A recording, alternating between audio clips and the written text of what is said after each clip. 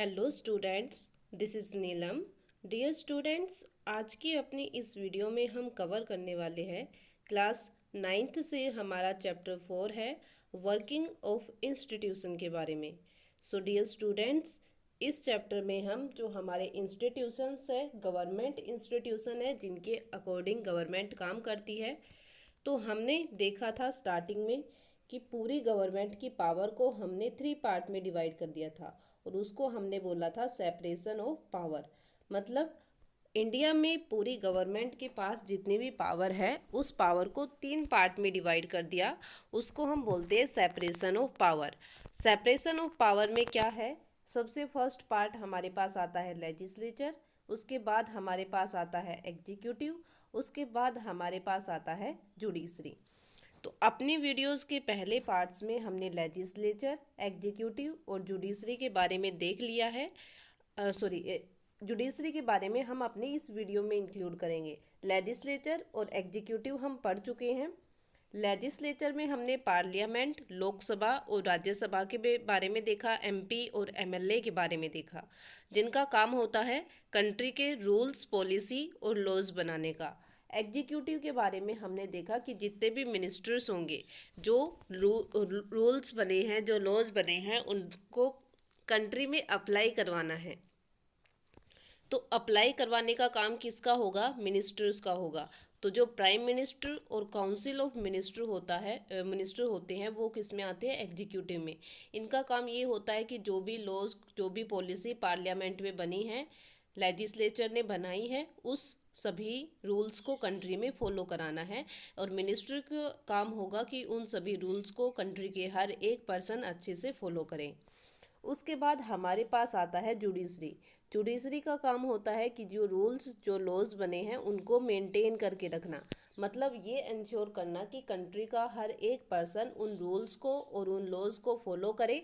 अगर फॉलो कर रहे हैं तो ठीक है, अदरवाइज अगर कोई उनको तोड़ रहा है, क्योंकि रूल्स कंट्री के लोगों के लिए बनाए गए हैं, अगर वो उसको फॉलो नहीं कर रहे हैं तो फिर उनको पनिशमेंट देना, या जो, क्योंकि कुछ लोग ऐसे होते हैं जो फॉलो करते हैं और कुछ ऐसे होते हैं जो फॉलो नहीं करते, उनको ये लगता है कि उनके साथ गलत हो रहा है।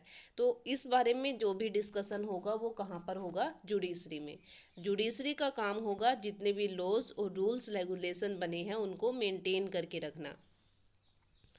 तो इसी के बारे में अपने इस टॉपिक में हम जुडिशरी के बारे में देखेंगे, जो हमारी न्याय से रिलेटेड बातें होती है उसको। तो हमने पहले देखा था जुडिशरी में हम क्या करते हैं? कोर्ट को, जो हमारे डिस्ट्रिक्ट कोर्ट होते हैं, जो हाई कोर्ट होते हैं, स्टेट कोर्ट जिनको बोलते हैं, और सुप्रीम कोर्ट है एक हमारा, तो उन सभी कोर्ट्स को, सभी जजेस को हम किस में इंक्लूड करते हैं? जुडिशरी में इंक्लूड करते हैं। इनका काम होता है ये इंश्योर करना कि सभी रूल्स और रेगुलेशन कंट्री में अच्छे से फॉलो हो। अगर कोई फॉलो नहीं कर रहा है तो उसके ऊपर एक्शन लेना किसका काम होगा? जुडिशरी का। तो स्टार्ट करते हैं हमारे topic. This is why an independent and powerful judiciary is considered essential for democracy. कोई भी डेमोक्रेसी हो, हर डेमोक्रेसी में जुडिशरी इंडिपेंडेंट होगी और पावरफुल होगी। मतलब कोई भी अथॉरिटी, जो हायर अथॉरिटी होगी, जैसे लेजिस्लेचर है या मिनिस्टर्स है, एग्जीक्यूटिव है, उनका कोई कंट्रोल नहीं होगा जुडिशरी पर।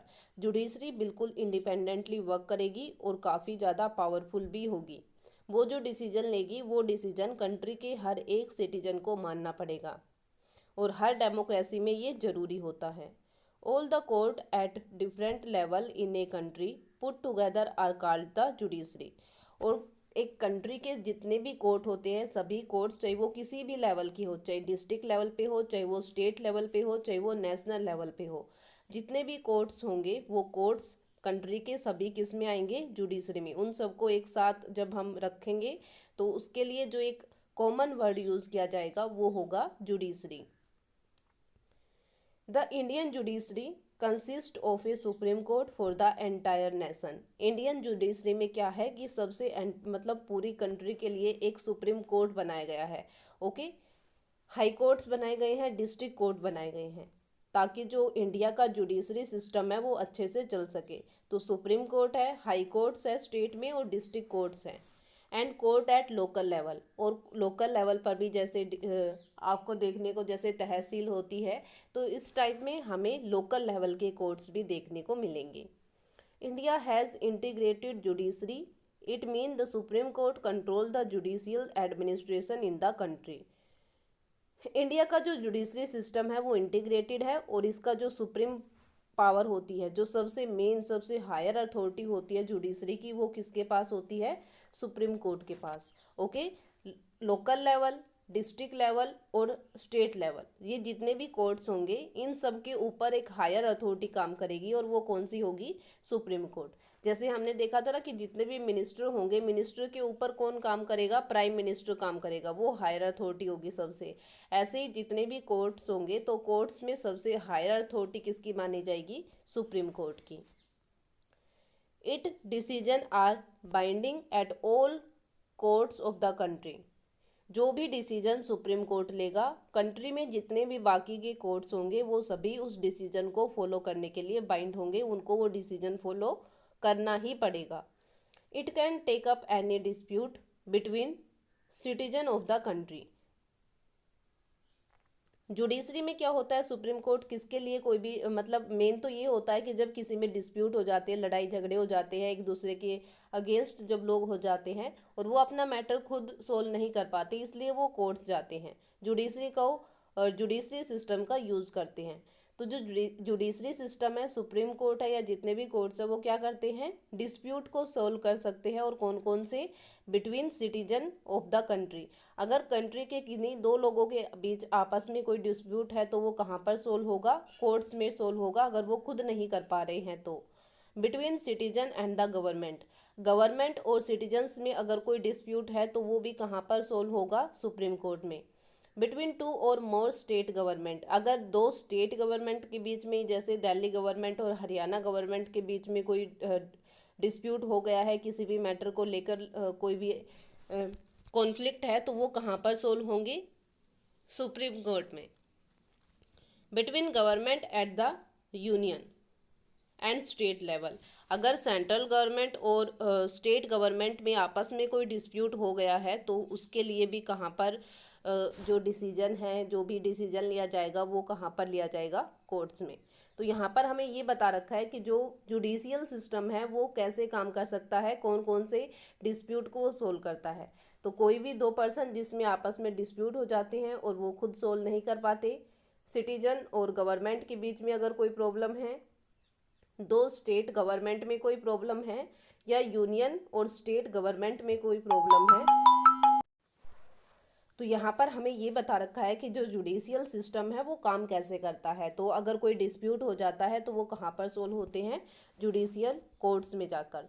अगर कोई सिटीजन के बीच में, अगर सिटीजन और गवर्नमेंट के बीच में, कोई दो स्टेट गवर्नमेंट के बीच में, या यूनियन गवर्नमेंट या स्टेट गवर्नमेंट के बीच में अगर कोई डिस्प्यूट हो जाते हैं तो वो कहाँ पर सोल्व होंगे? कोर्ट्स में। It is the highest court of appeal in civil and criminal cases. तो हम सुप्रीम कोर्ट के बारे में यहाँ पर देख रहे हैं। जो सुप्रीम कोर्ट है वो हाईएस्ट कोर्ट है। हमारी कंट्री का जो हाईएस्ट या अपेक्स कोर्ट जिसको हम मानते हैं, जिस मतलब इसके ऊपर और कोई अथॉरिटी नहीं है, सबसे हाईएस्ट अथॉरिटी जो है वो सुप्रीम कोर्ट ही है। तो सुप्रीम कोर्ट जो है वो हाईएस्ट कोर्ट है इंडिया का। अगर हमें अपील करनी है किसी भी सिविल या क्रिमिनल केस से रिलेटेड तो वो ओनली कहाँ पर हो सकती है? उसके लिए हाईएस्ट, ज़्यादा से ज़्यादा हम कहाँ तक जा सकते हैं? सुप्रीम कोर्ट तक जा सकते हैं। उससे आगे हमारे पास कोई ऑप्शन नहीं होगा, और सुप्रीम कोर्ट जो भी डिसीजन लेगा वो डिसीजन हमें फॉलो करना पड़ेगा। It can hear appeal against the decision of the high court. अगर हाई कोर्ट से रिलेटेड भी कोई अपील है, हाई कोर्ट जैसे मान लो कोई दो स्टेट गवर्नमेंट के आपस में बीच में या सिटीजन में कोई डिस्प्यूट हो गया और हाई कोर्ट, स्टेट के हाई कोर्ट ने उसको सोल्व कर दिया, लेकिन जो पर्सन थे वो हाई कोर्ट के डिसीजन से बिल्कुल भी सेटिस्फाई नहीं है, इसलिए वो अपील कर सकते हैं। मतलब जो डिसीजन लिया गया है उसको दोबारा से सोचने के बारे में सभी लोगों के पास राइट होता है कि उन जो भी कोर्ट ने डिसीजन लिया है उसके लिए वो अपील कर सकते हैं सुप्रीम कोर्ट में। Independence of the judiciary mean that it is not under the control of legislature और द एग्जीक्यूटिव। और हमने बात की कि जो जुडिशरी होगी वो इंडिपेंडेंटली वर्क करेगी, मतलब ना तो इसके ऊपर लेजिस्लेचर का कंट्रोल होगा और ना ही इसके ऊपर एग्जीक्यूटिव का कंट्रोल होगा। द जजेस do not act on the direction of the government और according to the wishes of party in the power. जो जजेज होंगे वो कभी भी गवर्नमेंट की डायरेक्शन को फॉलो नहीं करेंगे और कभी भी जो लेजिस्लेचर है, एमपीज, एमएलए है, उनके बारे में नहीं सोचेंगे। उनको वो डिसीजन लेना पड़ेगा जो बिल्कुल फेयर होगा। वो किसी भी गवर्नमेंट के अकॉर्डिंग कोई भी डिसीजन नहीं ले सकते। That is why all modern democracies have court that are independent of the legislature and the executive. और इसीलिए जितने भी मॉडर्न डेमोक्रेसी है उनमें जितने भी कोर्ट्स होते हैं वो बिल्कुल इंडिपेंडेंट होते हैं। वो जो भी डिसीजन लेते हैं वो बिल्कुल इंडिपेंडेंटली लेते हैं। ना तो गवर्नमेंट का उसके ऊपर कंट्रोल होता है और ना ही लेजिस्लेचर का उसके ऊपर कंट्रोल होता है।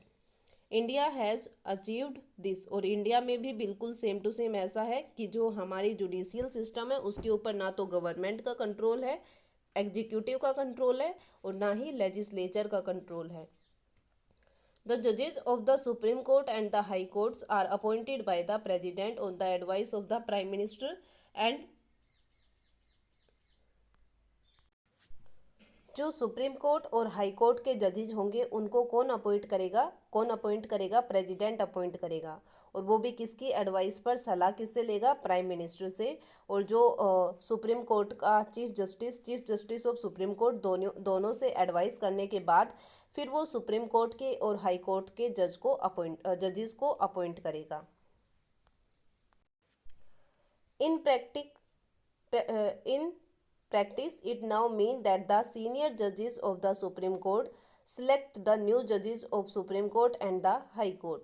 मतलब यहाँ पर जो डायरेक्ट बात है वो ये है कि जो सीनियर जज होंगे सुप्रीम कोर्ट के वो नए जजेस को, जो सुप्रीम कोर्ट के नए जज होंगे उनको और हाई कोर्ट के जजेस को इलेक्ट करेंगे। There is very little scope for interference by the political executive. और इन सब में पॉलिटिकल एग्जीक्यूटिव का बहुत कम, मतलब एक बहुत ही छोटा पार्ट ऐसा होता है कि कोई भी पॉलिटिकल एग्जीक्यूटिव इसमें इंटरफेरेंस करेगा। ओनली प्राइम मिनिस्टर के साथ एडवाइस की जाती है। जो भी डिसीजन होगा, लास्ट डिसीजन, वो चीफ जस्टिस ऑफ इंडिया, जो सुप्रीम कोर्ट का चीफ जस्टिस होगा, जो चीफ जज होगा, उसको चीफ जस्टिस ऑफ इंडिया कहा जाता है। वो और प्लस में प्रेसिडेंट मिलकर ये डिसीजन लेंगे कि सुप्रीम कोर्ट और हाई कोर्ट्स के जजेस कौन कौन होंगे। द सीनियर मोस्ट जज of the supreme court is usually appointed the chief justice. और जो सीनियर मोस्ट जजेज होंगे, मतलब सबसे पहले तो आता है chief justice of India. Okay, जो चीफ जज होगा सुप्रीम कोर्ट का उसको तो अपॉइंट करेंगे प्रेसिडेंट, लेकिन बाकी और जितने जजेज होंगे सुप्रीम कोर्ट के उनको कौन अपॉइंट करेगा? उनको करेगा वो सबसे हायर अथॉरिटी के जज, chief justice of India. Once a person is appointed as judge of the Supreme Court or the High Court, it is nearly impossible to remove him or her from that position। अगर एक बार हमने supreme court के या high court के जज की post पर किसी पर्सन को, किसी जज को अपॉइंट कर दिया तो उसके बाद उसको हटाना उसकी पोजीशन से बहुत ही डिफ़िकल्ट टास्क है, बहुत ही इम्पॉसिबल काम है। It is a difficult to removing the president of India. बिल्कुल ऐसे जैसे प्रेजिडेंट ऑफ इंडिया को हटाना बहुत ही डिफ़िकल्ट टास्क है, ऐसे ही सुप्रीम कोर्ट के जजेस को हटाना भी बहुत ही इम्पॉसिबल वर्क है। ए जज can be removed only by an impeachment motion passed separately by 2/3 member of 2 house of the parliament. अगर हमें इन जजेस को हटाना है तो उसके लिए हमें क्या करना पड़ेगा? इम्पीचमेंट मोशन एक प्रोसेस होती है जिससे हम प्रेसिडेंट को, चीफ जस्टिस ऑफ इंडिया को या जो जजेज होते हैं उनको उनकी पोस्ट से हटा सकते हैं, रिमूव कर सकते हैं। और उसके लिए हमें क्या करना पड़ेगा कि जो पार्लियामेंट के 2 हाउस है, लोकसभा और राज्यसभा, वहाँ से 2/3 मेंबर की वोटिंग मेजोरिटी लेके उनको हटाना कंपलसरी होगा। अगर 2/3 वोटिंग नहीं आती तो हम उनको नहीं हटा सकते। It has never happened in the history of Indian democracy. और इंडिया की डेमोक्रेसी में, इंडियन गवर्नमेंट में ऐसा आज तक भी नहीं हुआ है कि किसी जज को उसकी पोस्ट से हटाया गया हो इम्पीचमेंट की प्रोसेस से। The judiciary in India is also one of the most powerful in the world. The Supreme Court and the High Court have the power to interpret the constitution of the country. तो judiciary जो है India की वो सबसे powerful है, world की सबसे powerful judicial system कहाँ का है? इंडिया का। सुप्रीम कोर्ट और हाई कोर्ट अपनी अपनी पावर से जो इनके पास अपनी अपनी खुद की पावर है, जो कॉन्स्टिट्यूशन कंट्री का कॉन्स्टिट्यूशन इनको देता है। They can declare invalid any law of the legislature और the action of executive whether at the union level और द स्टेट लेवल। मतलब जो भी लॉज बनते हैं, जो भी रूल्स बनते हैं, तो ये उनको इनवैलिड या वैलिड भी बता सकता है। अगर कोई गलत रूल्स है तो उनको ख़त्म करने के लिए, उनको हटाने के लिए भी गवर्नमेंट को, जो एग्जीक्यूटिव और लेजिस्लेचर है, उनको बोल सकता है कि जो लॉज उन्होंने बनाए हैं उसके अगेंस्ट एक्शन भी ये ले सकते हैं। Thus, they can determine the constitutional validity of any legislation or action of the executive in the country. Legislature और एग्जीक्यूटिव जो भी एक्शन लेते हैं, अगर वो वैलिड नहीं है तो कोर्ट उसके ऊपर कार्रवाई, उसके ऊपर एक्शन ले सकता है। When it is challenged before them, this is known as the judicial review. और इसी को हम क्या बोलते हैं? जुडिशियल रिव्यू बोलते हैं। मतलब जो भी रूल्स, जो भी लॉज लेजिस्लेचर ने बनाए हैं और एग्जीक्यूटिव ने उनको इम्प्लीमेंट करने की रिस्पॉन्सिबिलिटी ली है, तो अगर वो बिल्कुल भी वैलिड नहीं है तो उसको चेंज करने की, उनको हटाने की मांग जो है, या हटाने के बारे में जुडिशरी बोल सकता है, लेजिस्लेचर और एग्जीक्यूटिव का। इसी को हम बोलते हैं judicial review. The Supreme Court of India has also ruled that the core of basic principle of the Constitution cannot be changed by the Parliament. और सुप्रीम कोर्ट ऑफ इंडिया एक power और भी है उसके पास। पावर ये है कि जो बेसिक प्रिंसिपल है कॉन्स्टिट्यूशन के, वो कभी भी चेंज नहीं किए जाएंगे पार्लियामेंट में। तो इस बात पर फोकस कौन रखेगा? सुप्रीम कोर्ट ऑफ इंडिया कि कोई भी रूलर, कोई भी गवर्नमेंट कॉन्स्टिट्यूशन के बेसिक प्रिंसिपल को कभी भी चेंज नहीं कर सकती। तो इसके लिए इसके ऊपर फोकस करने की रिस्पॉन्सिबिलिटी होगी, पावर होगी सुप्रीम कोर्ट ऑफ इंडिया के पास। The power and the independence of Indian judicial allow to act as the guardian of fundamental right. और इसलिए जो भी हमारे फंडामेंटल राइट्स हैं, तो उनको एज ए गार्डियन प्रोटेक्ट कौन करता है? हमारा जुडिशियल सिस्टम।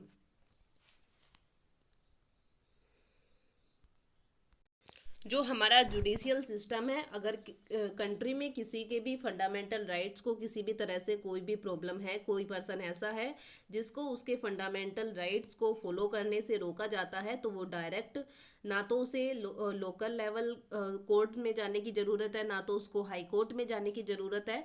अगर फंडामेंटल राइट से रिलेटेड कोई इशू है तो वो डायरेक्ट उसके लिए सुप्रीम कोर्ट ऑफ इंडिया में जा सकता है। जो हमारा सुप्रीम कोर्ट है वहाँ पर डायरेक्ट उसके लिए एक्शन लिया जाएगा। तो जो फंडामेंटल राइट्स हैं, हमारे 6 फंडामेंटल राइट्स हैं, तो उन सब का गार्डियन कौन है? सुप्रीम कोर्ट ऑफ इंडिया है।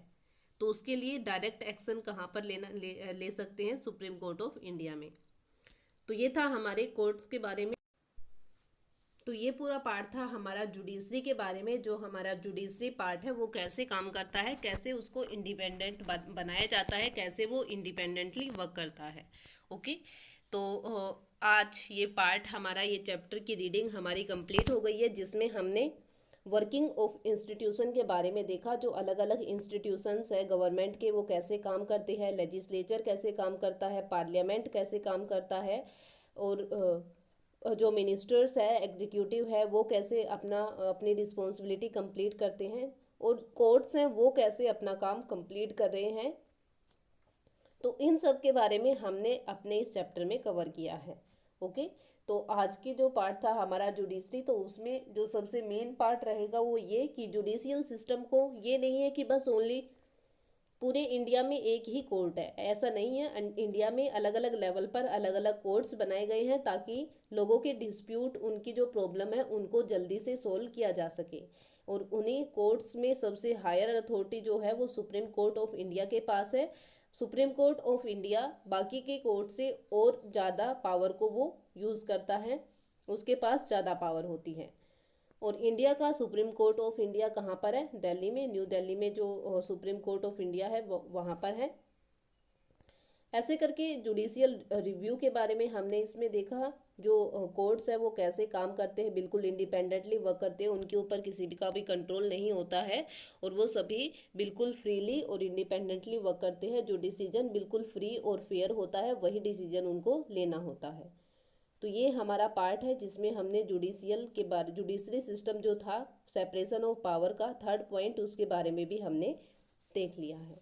ओके, तो ये हमारा चैप्टर यहाँ पर कंप्लीट होता है रीडिंग में। उसके बाद हम इसके एनसीईआरटी क्वेश्चन को देखेंगे और उनको समझेंगे।